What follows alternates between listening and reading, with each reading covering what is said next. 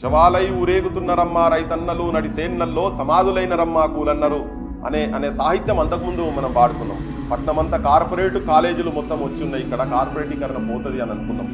ఇక్కడ ప్రజలు సస్యశ్యామలంగా ఉంటారు, సంతోషంగా ఉంటారు. ఇక్కడ ఎన్కౌంటర్లు జరిగాయి, ఆత్మహత్యలు జరగని తెలంగాణ చూస్తామని అనుకున్నాం. కానీ గత కేసీఆర్ ప్రభుత్వంలో, ఆ 10 ఏళ్ల ప్రభుత్వంలో ఇవన్నిట్లలో ఏవి కూడా కుంభకోణాల ప్రభుత్వం అయింది.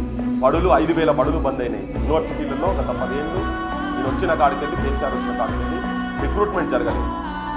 1267 పోస్టులు ఉన్న దగ్గర 1000 ఖాళీలు ఉన్నాయి. ఉస్మానియాలో ఎడ్యుకేషన్ స్టాండర్డ్స్ ఎక్కడ డెవలప్ అయితే కాకతీయ యూనివర్సిటీలో అదే పరిస్థితి అది. మొత్తం టోటల్ తెలంగాణ యూనివర్సిటీలలో 76-77% ఖాళీలు ఉన్నాయి. పాఠాలు చెప్పేటోళ్ళు లేరు. విద్యా వ్యవస్థను మొత్తం సర్వనాశనం.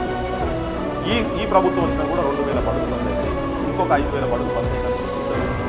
సో ఏ ఆశతోని ఆకాంక్షతో తెలంగాణ వచ్చిందనుకున్నామో అది కాలేదు.